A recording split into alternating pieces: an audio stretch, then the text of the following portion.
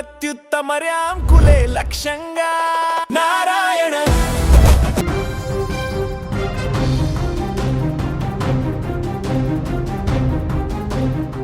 ఆంధ్రప్రదేశ్లో తల్లికి వందనం పథకం కింద ప్రభుత్వం ఇప్పటికే భారీ స్థాయిలో నిధులను విడుదల చేసిన సంగతి తెలిసిందే.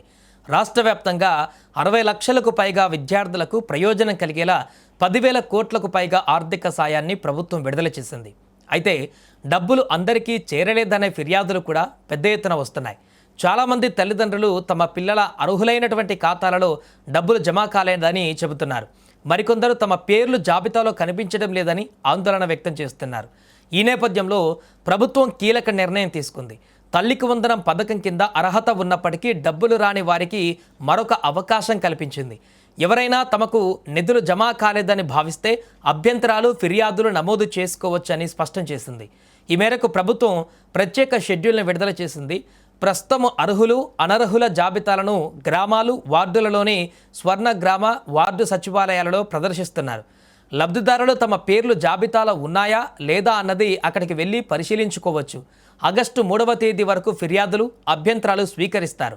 అర్హత ఉన్నప్పటికీ పేరు జాబితాలో లేకపోవడం, డబ్బులు జమ కాకపోవడం లేదా ఇతర సాంకేతిక సమస్యలు ఉన్నవారు ఈ గడుపులోపు తమ యొక్క ఫిర్యాదులను నమోదు చేసుకోవాలి. ఆ తర్వాత ఆగస్టు 4వ తేదీ నుంచి 10వ తేదీ వరకు అధికారులు వచ్చినటువంటి ఫిర్యాదులను పరిశీలిస్తారు. ప్రతి దరఖాస్తును పరిశీలించి నిజంగా అర్హులైన వారిని గుర్తించేందుకు చర్యలు తీసుకుంటారు. అనంతరము అదనపు అర్హుల జాబితాను సిద్ధం చేయనున్నారు.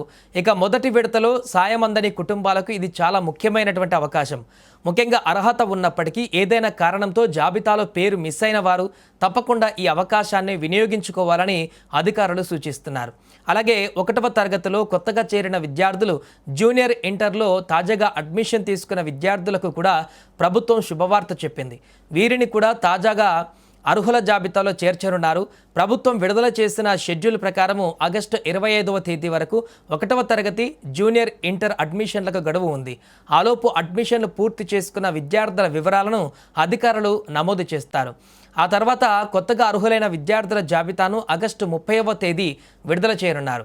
అదే రోజు అర్హులైనటువంటి లబ్ధిదారుల ఖాతాలలో ఆర్థిక సాయం జమ చేయనున్నట్లుగా ప్రభుత్వం ప్రకటించింది. అంటే మొదటి విడతలో డబ్బులు రాని వారు నిరాశ చెందవలసిన అవసరం లేదని, అర్హత ఉంటే ఫిర్యాదు చేసుకొని అవసరమైన పత్రాలు సమర్పిస్తే 2వ విడతలో సాయం పొందే అవకాశం ఉందని ప్రభుత్వ వర్గాలు వెల్లడించాయి. కాబట్టి మీ పిల్లల పేరు జాబితాలో ఉందో లేదో వెంటనే పరిశీలించి ఒకవేళ డబ్బులు జమ కాకపోతే ఆగస్టు 3లోపు సంబంధిత కార్యాలయంలో ఫిర్యాదు నమోదు చేసి అవసరమైన పత్రాలతో వెళ్ళి వివరాలు సమర్పించాలంటూ అధికారులు తెలిపారు. మొత్తానికి తల్లికి వందనం పథకంలో డబ్బులు అందని అర్హులైన కుటుంబాలకు ప్రభుత్వం మరో అవకాశం ఇవ్వడం ఊరటనిచ్చే అంశంగా మారింది.